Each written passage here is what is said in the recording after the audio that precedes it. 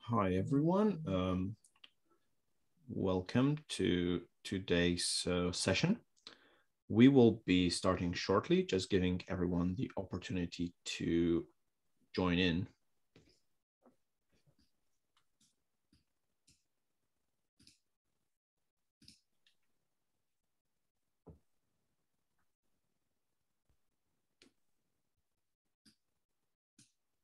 Give it maybe 2 or 3 minutes to.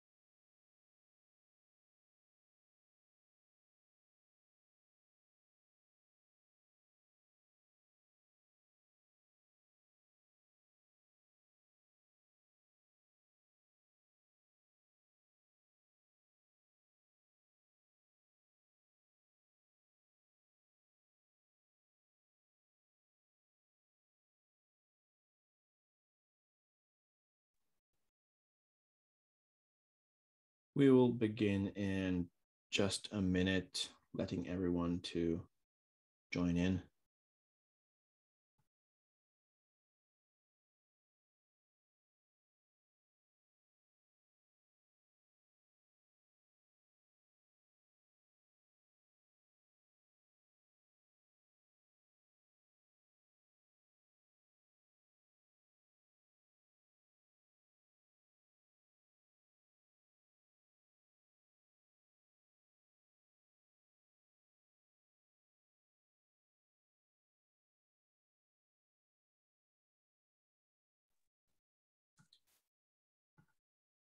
All right. Hello, everyone, and welcome to today's webinar titled Practical Tips and Tricks for CI/CD Success. My name is Zan Markin. I'm a developer advocate at CircleCI. With me is my colleague Jess, who will be monitoring the chat and Q&A and helping you out. If you've got any if you can't hear me, please do flag this, and we'll be able to sort it out. And yeah, if what I'm showing on the screen is not high resolution enough, please do let us know, and we'll be able to remedy this. Anyway, so practical tips and tricks for CI/CD success. This is intended to be as an overview type of session, basically to give you the kind of broad view of what's possible, what areas you could be considering when either looking to implement or improve your CI/CD pipelines. And I know a fair number of you are CircleCI users, customers. It's great to have you here. But if people are also new to CircleCI, we'll also be covering like stuff from basics of CI/CD to more advanced features. We'll not go deep into any of the features, but like cover those features, what they are, and point you to where you can learn more. We will also be running subsequent sessions, which kind of cover more, go a bit deeper into each individual topic that we'll be talking about. So yeah, without further ado, my name is Zan Markin. I'm a developer advocate at CircleCI. I'm based in London. And yeah, my great passion is enabling developers and really helping out folks to get the most out of their software development experience, whether it's just individuals or whole teams and so on. So yeah, if you've got any questions for me, just don't hesitate to reach out. And yeah, like if you have any questions during the session, please use the Q&A feature. It should be a button that you see on in Zoom, and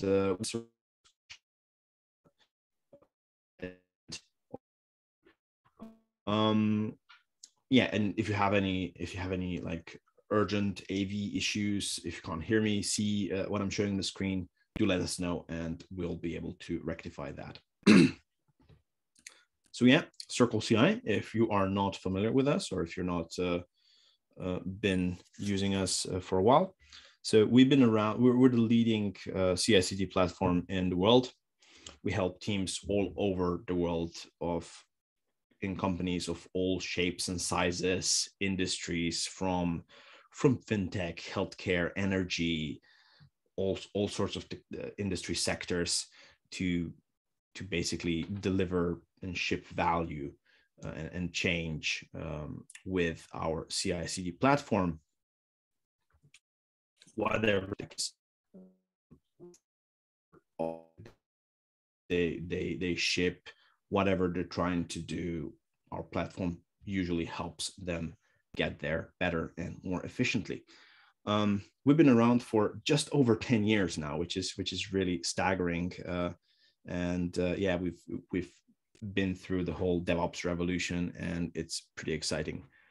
So yeah, and let's not forget our open source customers. So Angular project, if you're Angular developers, is built with CircleCI, and the same with the main contact tracing app in Germany for the COVID pandemic is also built with CircleCI. They're both open source projects. You can check them out, how they're actually built, and I find this pretty amazing and really inspiring to have. Anyway,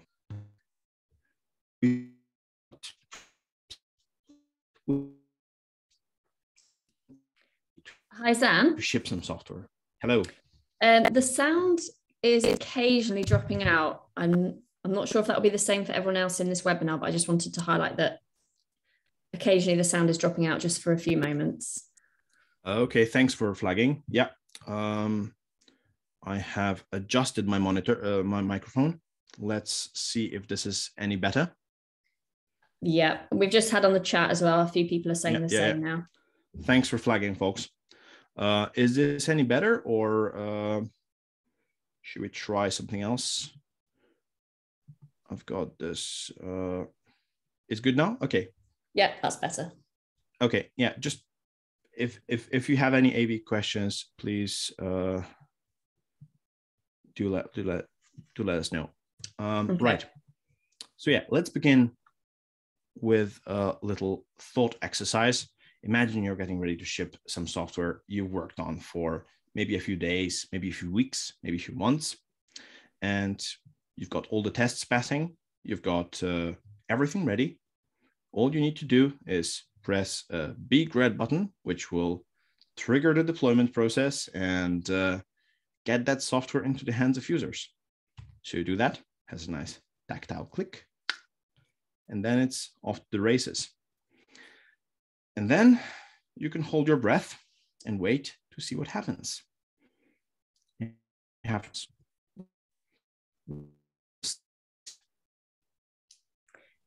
Yeah, the video seems to be getting stuck now, Zan. Okay, I will. Someone suggested dropping and rejoining. Could be a bandwidth.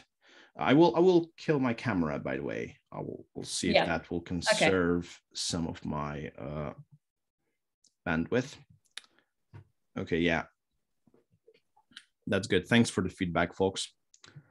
Yeah, you can nervously wait to see if anything blows up, if your users are starting to see errors and crashes, or pack up and go home because it's Friday at 4 p.m. and you've done all you need to do. I don't know about you, but I prefer option B. And the difference between the two, it really all boils down to automation. And not only the level of automation that we have in place, but also the trust that we can place in that automation that we have. And this is not only related to software. This is definitely still applicable to pretty much any industry, any field that you might be thinking of, including agriculture, industry, manufacturing, And yeah, software that you install on your computers, install on your phones, watches, and also, yeah, software that we run and operate in the cloud. And yeah, even agriculture, that's my favorite example. Like, you can have a field with no machinery whatsoever, or you can have you can add irrigation systems, you can add tractors to kind of help you do things better, or you can implement a highly sophisticated greenhouse that controls every single variable to temperature, humidity, gas mixture, nutrients that are fed to each individual plants. And that gives you more reproducible results, more predictable outcomes. And that, I think, is a very, very good analogy to a finely tuned CI/CD process for software, at least. Anyway, practical tips and tricks for CI/CD success. So we will begin with just kind of covering what the basics are. So CI and CD, that's a double acronym where CI stands for continuous integration. And this is essentially the practice of automatically testing and building and otherwise verifying your software as changes are pushed to a remote repository by your team. Whether you're using a branching model, whether you're using a trunk-based model, it doesn't really make any difference. You can still continuously integrate all of those. But the important thing is that you have this done on every single commit, and you run all of these processes, all these tests, builds automatically. And by doing that, it gives developers the feedback as soon as possible that their software is either working or not working.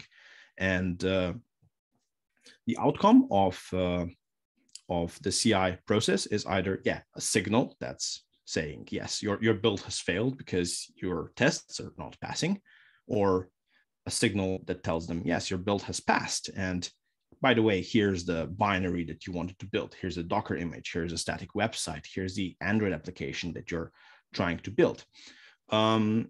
You can do all sorts of different tests, from functional tests, unit tests, integration tests, static code analyses, and so on. It doesn't really matter.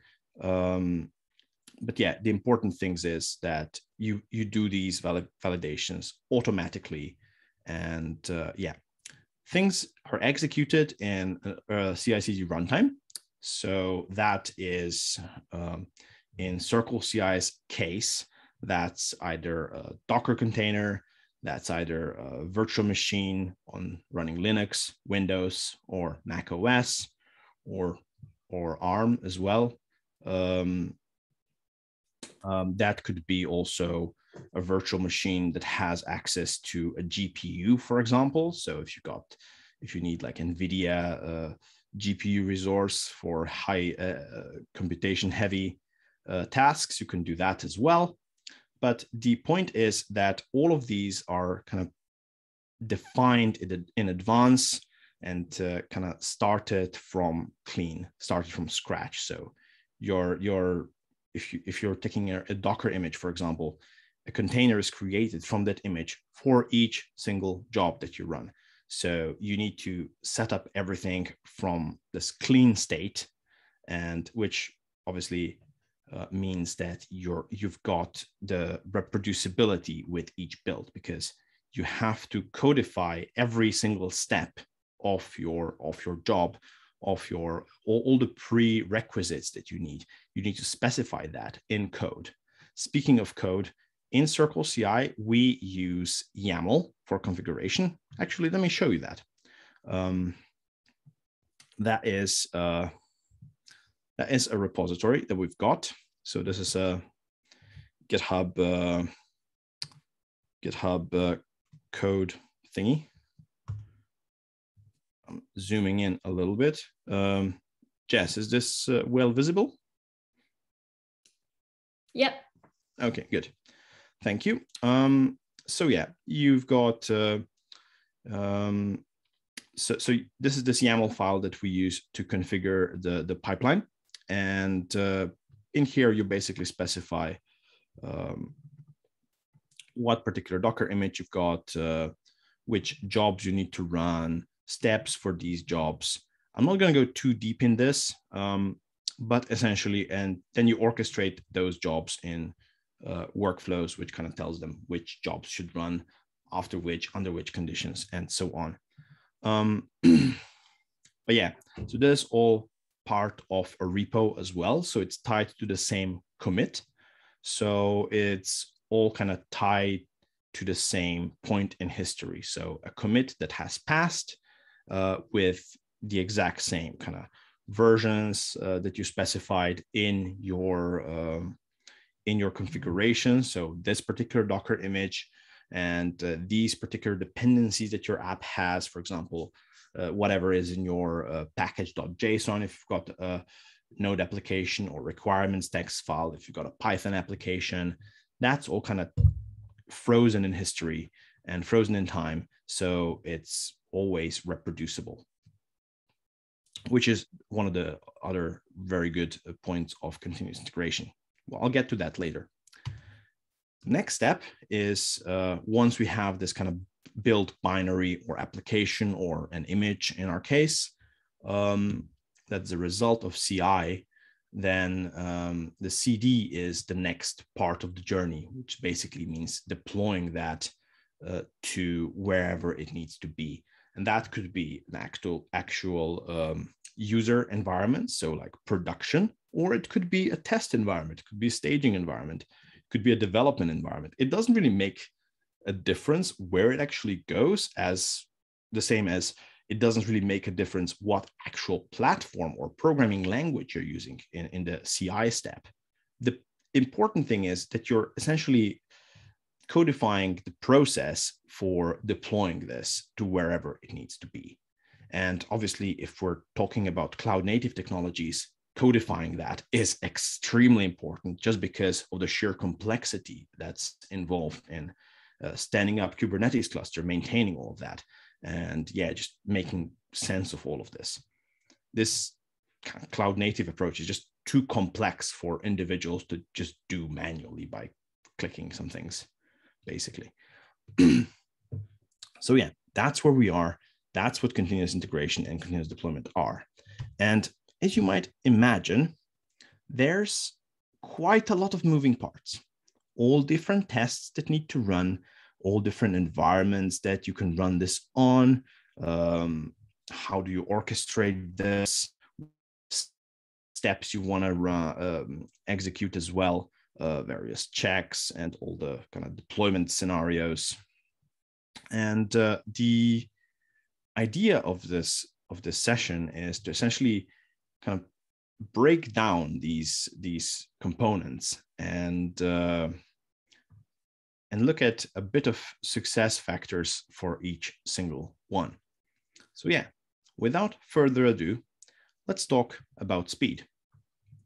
So it's what usually people come up with when they're saying, yes, how can I make my pipelines better? How do I make my CI process less painful? Hopefully not painful, but it's definitely a common thing I keep hearing from people saying, yes, they're frustrated with some aspect, and it's usually speed related because they're just not getting the feedback from their tests as quickly as possible, or as quickly as they would like. And yeah, that's definitely the time to run the CI/CD pipeline is definitely a very, very big factor.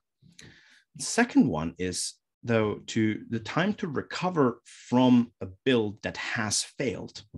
So if you're thinking about your Git repository, so let me go to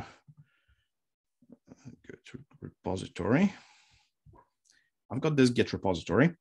I've got a main branch, which is kind of my kind of single source of truth for my application, where everything is being deployed from. Let's zoom in a little bit more to this as well. And CI will basically give me an idea whether this has passed or failed. And if this has failed, it means that I cannot deploy the application at this stage, and I cannot deploy the application from my main branch, which is really, really bad, because if my product manager comes to me in an hour or so and tells me, hey, we've got this urgent request, urgent bug fix that we need to ship like now, get it in. And you go like, yeah, I can't because we have an issue with a broken build.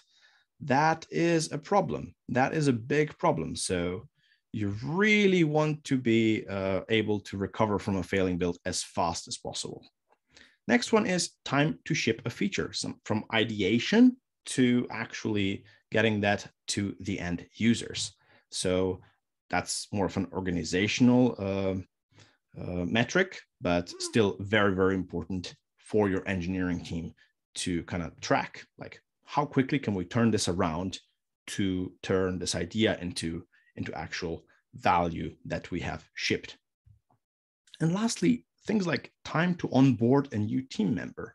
If you're thinking that like we're configuring everything in CircleCI in this config.yaml file, which tells us which tests are being run, which environments this runs on, where are we deploying things, and how are we verifying that things are working as they should, then you can just point a new team member to this configuration and tell them, hey, read through this,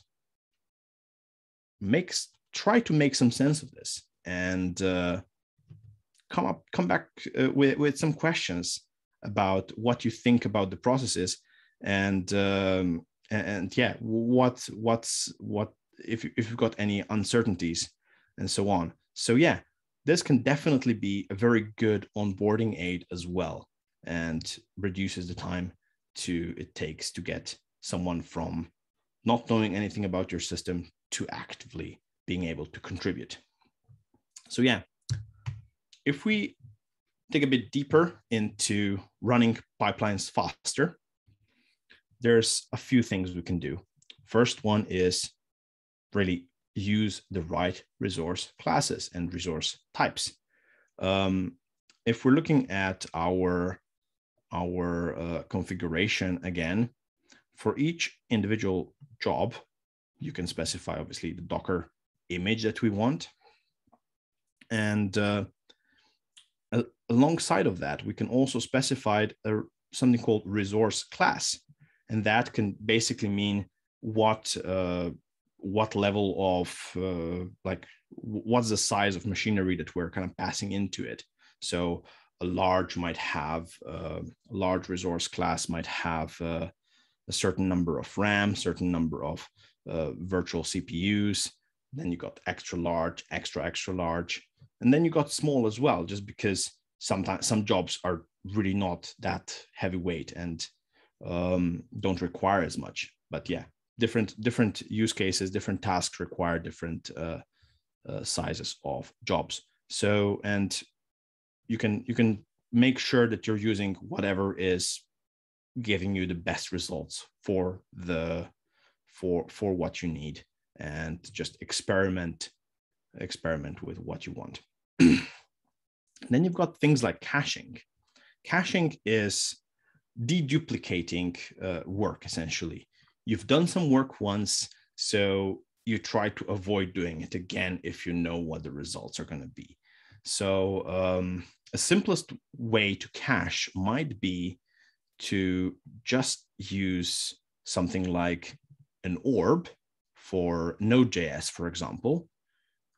So orbs are reusable pieces of config that we publish from a central repository.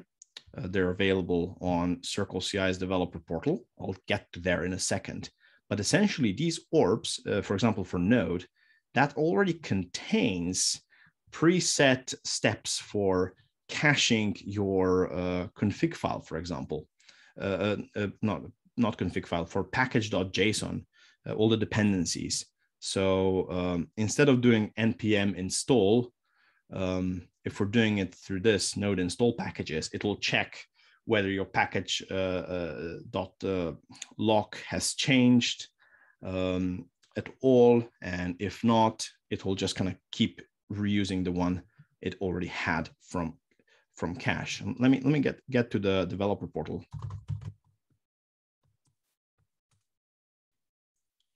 And show that to you in a second, whenever that opens. So yeah, this is the CircleCI developer portal, and it should be a really great thing for resource for anyone to peruse. So yeah, you've got things like commands in this orb for node. We used install packages in our case, and you can go to command source, which gives you the idea of how this is actually being implemented. And yeah, you can see it's not just running npm install. It's actually kind of trying to figure out how to cache things and how to run this, which is really, really cool. So that's just like dependency caching. There's also built caching, like Gradle has one, Maven has a different one. Different programming languages will have different types of caching, and yeah, sometimes you can use that directly if you know which directories to cache. Like there is just a command in CircleCI for caching. Is there a cost for caching? Sorry, this was a question that came in. It's super relevant.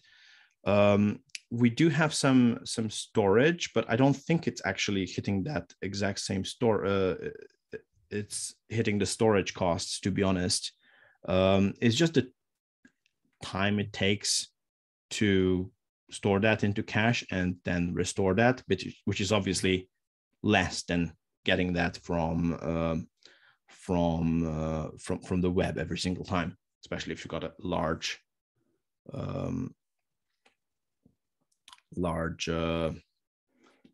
file size or dependency size.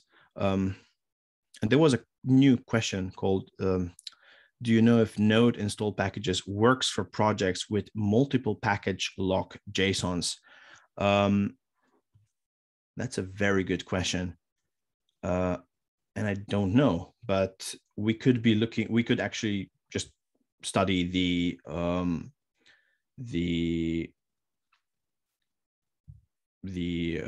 source of the command and see where it actually goes. So essentially, you can pass in app directory as a parameter to the command. So if you've got different package.json files in your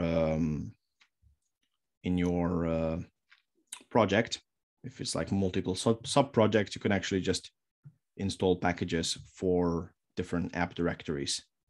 I think that might work, but obviously you probably need to poke around yourself and see whether that might work. But I feel like it should work. Yeah, because there's like clever defaults all the time. We also have a question, Zan. Yep. Is there a cost for caching? Yeah, I think I answered this. So it's definitely less costly. Like it's gonna take some time to store things in cache and then restore it, but I don't think that's like the reason you're caching is because you want to save the time for from downloading this every single time. So I don't think there is any other costs involved in caching. So it's like it's just a cost benefit for you. Obviously, cache could be corrupted at some point, and then you obviously need to refresh it or like discard it and then start anew. But that's kind of the only the only thing with caching, really. You should be using caching liberally throughout the applications, throughout your configurations. So yeah, that's caching. You could also cache things like whole workspaces. So with workspaces, you basically pass things between jobs in a workflow. So if you're thinking about a CircleCI configuration, a job executes in a single, let me open up the configuration again, in a single environment. So execute one after the other in this exact environment. So Docker image, Docker container based of this image. So it's always keeping this environment there. But a new job, a different job, for example, will not have access to whatever this job has created. So for example, if you have a build job and you have a functional test job, for example, that functional test job does not necessarily have access to whatever you built with the build job. So for that, you can actually store your binaries, your outputs into a workspace, and then restore that in a subsequent job in the same workflow. So so you can like avoid doing work twice. So so yeah, that's kind of the two types of caching that we've got available. There is also things like Docker layer caching. So if you're building Docker images, you can essentially cache all the steps until the one that is actually changing in your Docker file. So that's another very, very efficient way to build Docker images. So yeah, that's kind of where we are with caching. Running jobs and tests in parallel is another one that's like super, super effective. So jobs by default, if you just list them in a workflow, are going to run in parallel. So unless you specify explicitly that some job requires another job to finish, which means that all jobs will kind of trigger at the same time and then give them a result whenever they terminate. But sometimes you also have test jobs, especially, which take a long time to complete, in which case you can actually split those test jobs across multiple parallel jobs that run a smaller portion of the tests. So that's called test splitting. And that will essentially help you kind of save a lot of time. If you got like an hour test job for functional tests, for example, test suite, and you can split that across 6 10-minute jobs, hourly job, you'll get the results back from your CI pipeline in 10-ish minutes as opposed to 1-ish hours. So it's like really, really useful. And of course, you can be selective of which jobs you actually want to run. For example, you may not want to run every single functional expensive test, every single commit. Maybe you just want to run them whenever you're ready to merge things into main branch, or whenever you're ready to cut a new release, and so on. So, or on a nightly build if you want to schedule something. So yeah, like you can optimize your pipelines in many different ways for speed that will, yeah, give your team feedback as fast as possible, but also give you the peace of mind that your software is still of the highest quality. So you get the best of both worlds. So yeah, obviously I mentioned that recovery from failure is another thing that we really need to be able to do as quickly as possible. The best way to combat that is understanding how to get the insights in your builds. So this is the CircleCI dashboard. So it shows your organization's pipelines. Let me zoom in a little bit. So their status, their chronologic, how they have worked, whether they've worked or not. And on the left-hand side, you've got this Insights tab, where you see insights into your builds. You see things like success rates, how many runs there were, how much you spent on it, and then you can drill into it. And obviously all my success rates are quite high, which is good. But still, this would show you like different success rates for different tests. You can even see like test insights for individual branch. We're rolling out things like flaky tests. I think that's just been rolled out into beta, I think last week, which is pretty cool. So it will show you kind of potentially flaky, and so on. And that's kind of how you quickly start identifying where the problems in your pipelines lie, especially if you have one that's hard to get back from red to green. One more thing you can do is really understand how you're going to log everything. So if you're, let's go back to the dashboard and just go to my test job, for example. This is one workflow that we've got. This is individual jobs in here. And yeah, so all of these are essentially log outputs from the commands that you're running. And if something is breaking, you can just add more log commands. Obviously, that depends on which language you're using, which platform you're using, which tools are using. Just like understand how to turn on verbose logging, how to turn on debug modes for each of these things so you get the most out of it. Next thing with logs is to get them out of this kind of web interface and into where you actually want them. So one is obviously just kind of getting the raw output from here, which is pretty useful. But also you can just store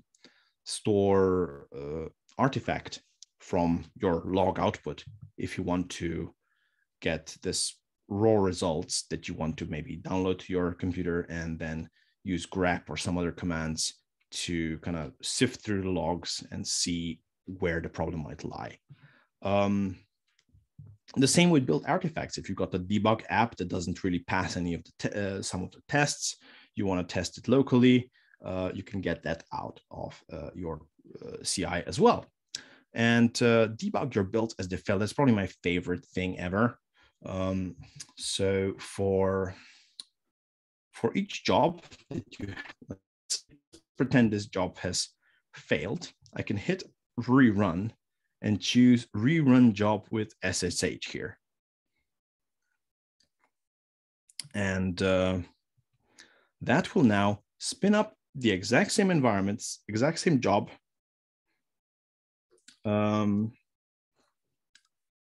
Exact same environment, exact same job. And basically turn on SSH in that Docker container that's just run. So I can use this in my terminal to SSH into this and then explore the state of this running Docker container as my tests have failed or as my scripts have failed, to really kind of get quickly to the bottom of the problem, which is one of the most powerful features that you can have in a CI tool. And obviously we've been offering that for a while. So yeah, these are kind of ways to recover from issues, but some issues are so bad or potentially so dramatic that you don't want to recover from them. You just want to avoid them whatsoever. I'm talking about security, of course. Sam, just a quick one. We have a new question. Did you want me to ask it now or save it for the end? Let's save it for the end. I see it. Yeah. Yeah. I'll tackle that at the end. Okay. So security and risk management, always a hot topic. Most important thing is to basically keep the credentials out of your Git repositories and in your CI tool. At CircleCI, we've got two options for that. One is environment variables. The other one is using contexts. Environment variables are based on a project. So let me terminate that job. Let me terminate that job. And environment variables are based on a project. So every single application that's kind of tied to GitHub or Bitbucket has this, and yeah, or you can have them tied to contexts, which are more organization specific and are arguably much more powerful. For example, you can have contexts that are based off individual teams that you have in your GitHub organization. For example, your InfoSec team or your mobile team or your engineering leadership team, who have different privileges. And then you can apply those contexts to those jobs based on those. And each context can actually have different environment variables. So what this means, that this environment variable only gets injected whenever it is needed in a job that actually requires that particular context. And if a user tries to run the job that is not part of that kind of security group, then that job will just not run for that user. So you got like double security, basically. One is just like avoiding leaking any credentials into your Git repository, which obviously shouldn't be there. The other one is to kind of really splitting responsibilities and using privileged access as much as possible. So yeah, I've got an example here. So in my work, build Docker uses my Docker deployment context and my InfoSec context, and dependency scan just needs the InfoSec context because I'm using this Sneak tool for both. Speaking of Sneak, this is a very cool thing for automating security scanning as well. So if you imagine like all the dependencies that you're pulling in from the web, from GitHub, from all these different sources, there are tools out there that allow you to automatically implement security scanning of those dependencies of whatever you're shipping. So yeah, Sneak is one of those. And essentially, if it detects a dependency that's known to be compromised, they have a huge database of what's out there, they will actually automatically fail your pipeline, which obviously is good because you don't want to be shipping things that aren't secure. So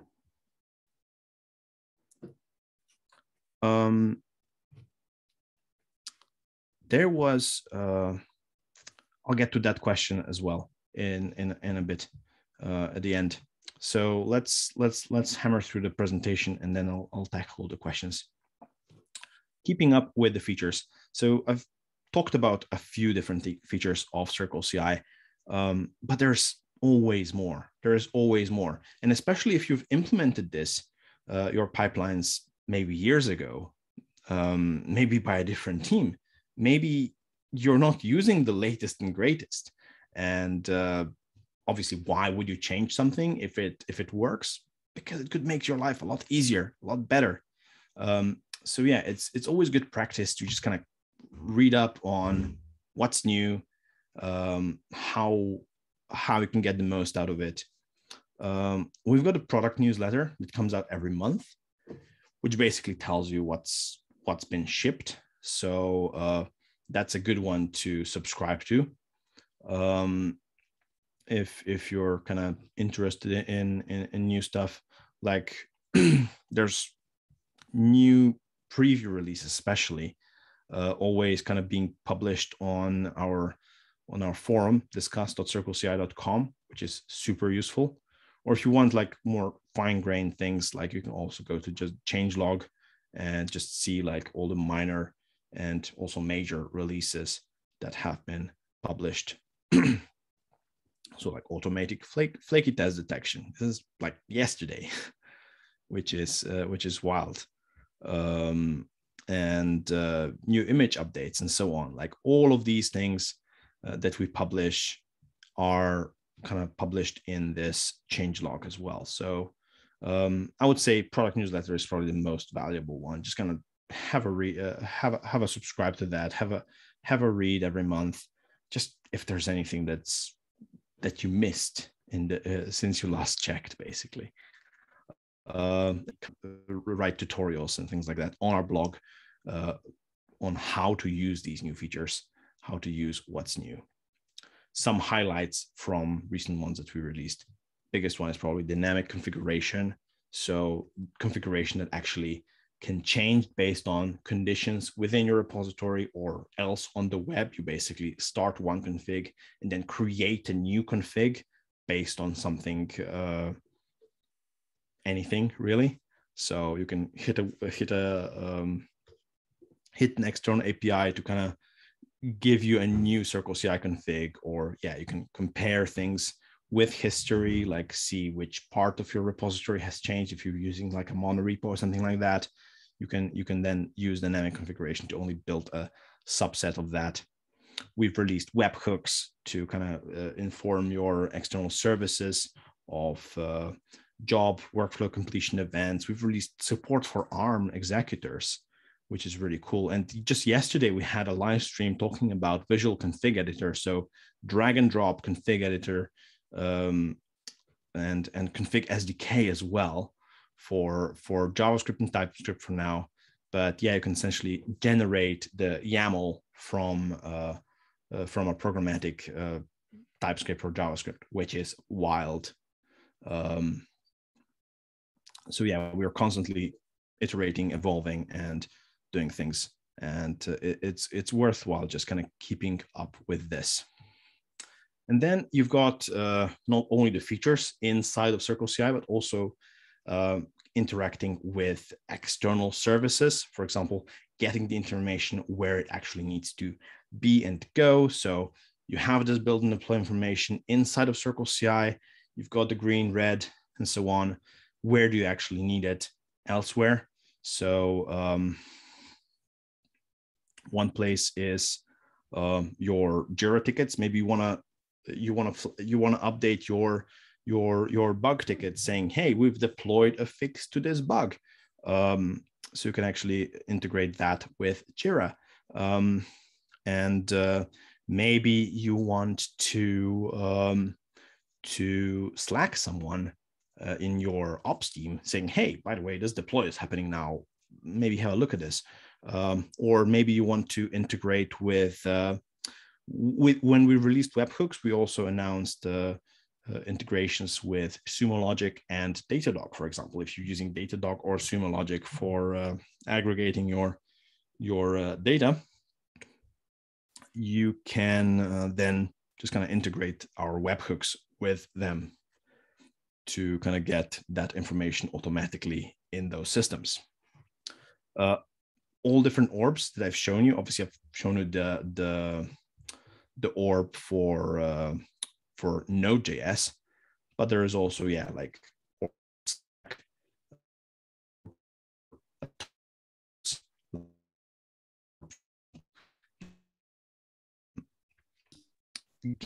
Sound's dropping out now, Zan.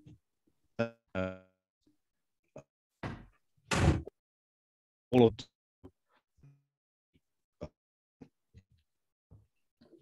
kind of ability to interact with different tools. So just like use this search to, like, for example, I've used this one, which is like a third-party orb, but still allows you to send messages of your kind of jobs into Discord servers using their webhooks, which is pretty cool.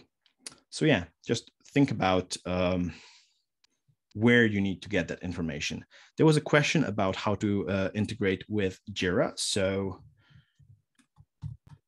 there is a docs page, which is helpful.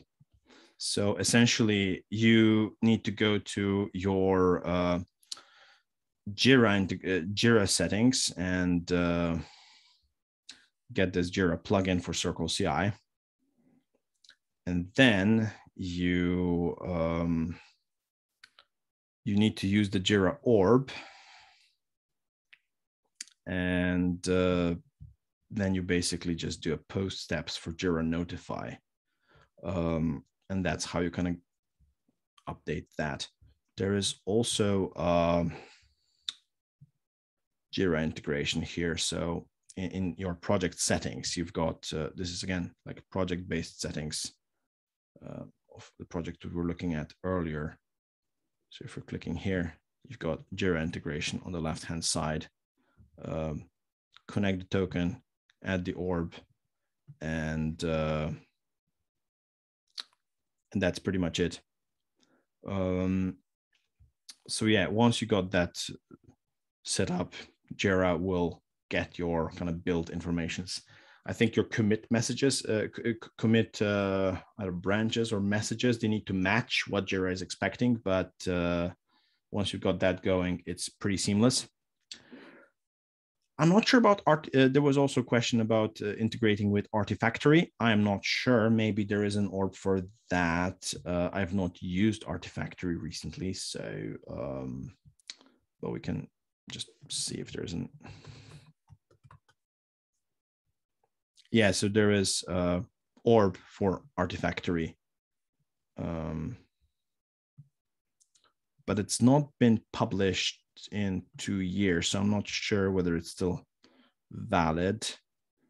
So it might be worth checking. This one is more recent, but yeah. So there is an Artifactory orb. There's a question, is there an on-prem version of CircleCI? Yes, there is an on-prem version of CircleCI. It's called Server. We just released version 3. I want to say 1 or 3.0, which is installable on Kubernetes. So it runs on your Kubernetes infrastructure. And yeah, is pretty much equivalent to what we're seeing on cloud. But yeah, for on-prem purposes, it's definitely what people are using and very happy. So I mentioned kind of using CircleCI CI/CD configuration as onboarding aid, but there is also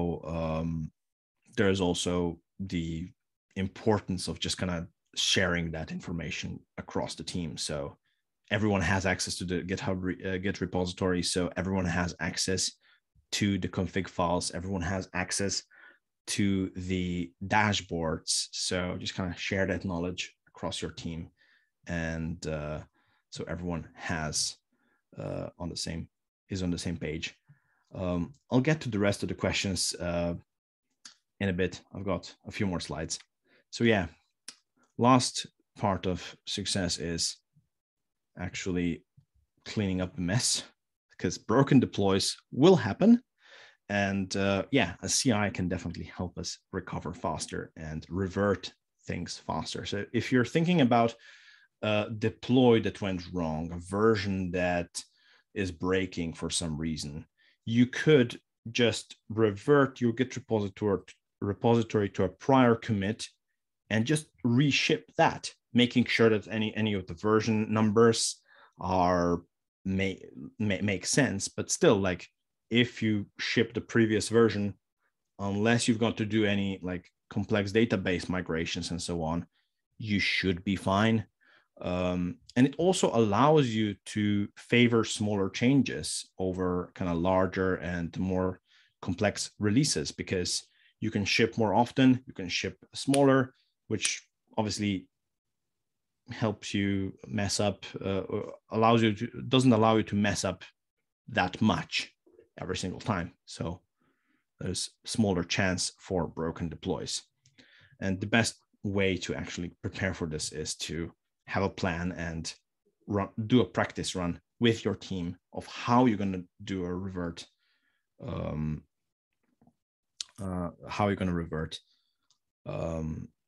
every few months. I think that's the best way to do it. Anyway, to me, success with CI/CD means really to be free, because you want to be able to deliver software on your own terms with the quality that your users, your team expects. And yes, your team's well-being is also important. So you don't want to frustrate them with processes. You don't want to frustrate them with anything, and you just want to have them the ability to kind of affect change as effectively as possible. So yeah, faster adaptation of change. So your organization is going to be nimbler, because you're going to be wielding these tools more effectively. You're going to have this self-documenting build, test, deploy process, which is just great because everything is a config file. Pretty self-documenting, which is very useful. And yes, you can recover from failure much easier. For CI/CD success,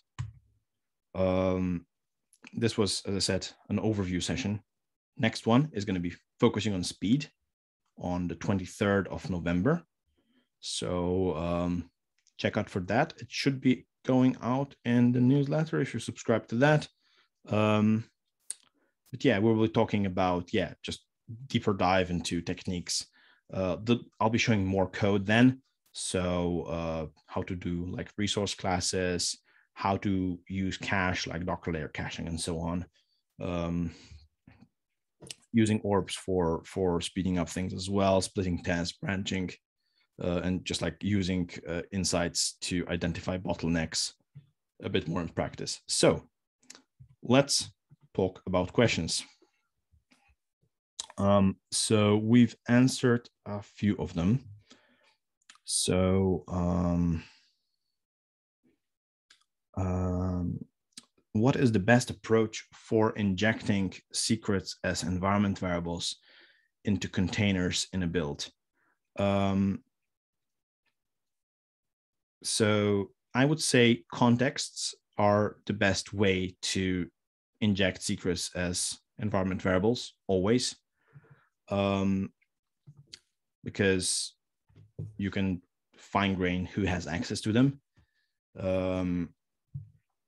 If they are, like secrets, essentially, especially like if you've got a deployment key for AWS, for example, you might have different environments, different AWS keys.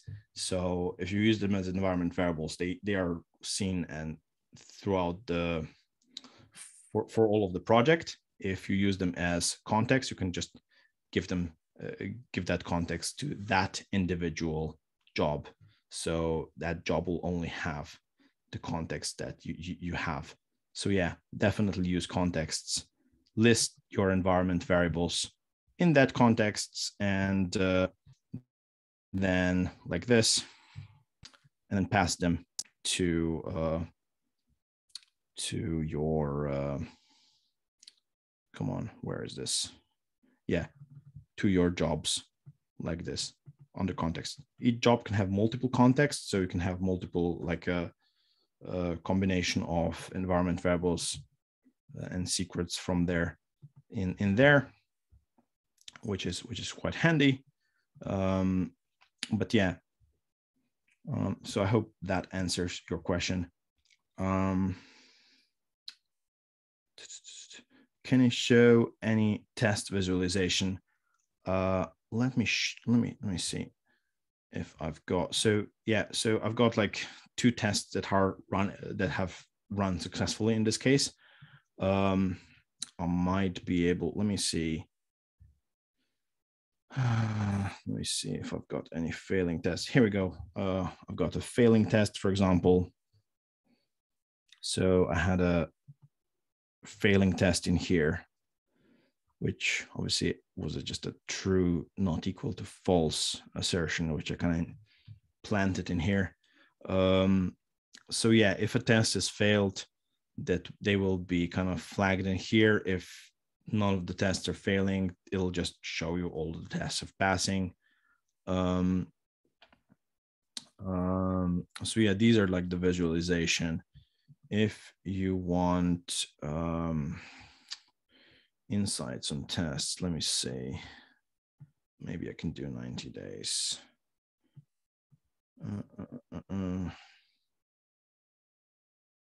I don't think I've got any broken insights examples.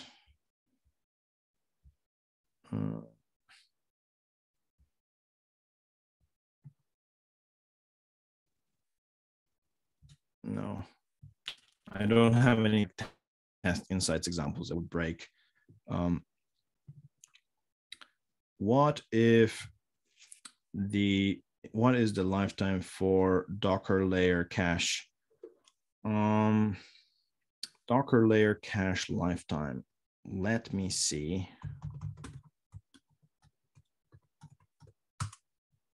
So scope of cache, maybe. I'm not sure how long it lasts. It might be like 2 weeks or something like that. No, 3 days of not being used in a job. So yeah, that's a lifetime if you're not using it. And then you can have like maximum 50 DLC volumes per project. So obviously volumes are a different thing. So yeah, I hope that answered your question.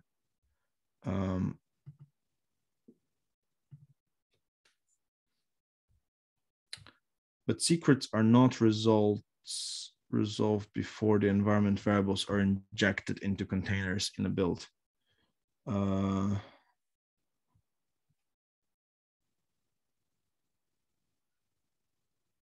Okay. Not sure what you mean by that. Yeah. That was a follow-up to the previous question about what's the best approach for injecting secrets as environment variables into containers in a build.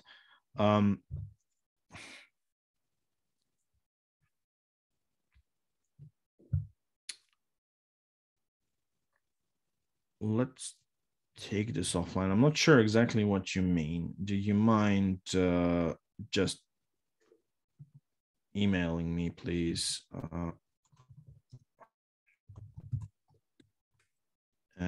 Yeah, let's take this conversation offline because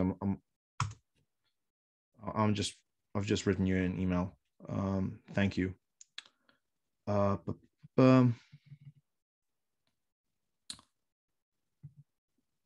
there is one, for example,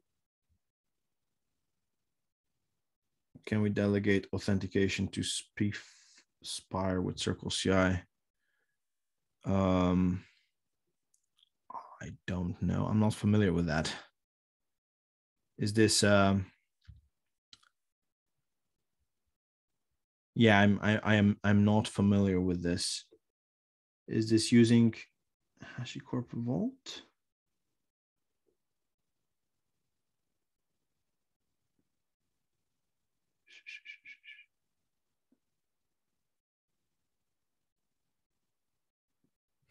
Dynamic secret.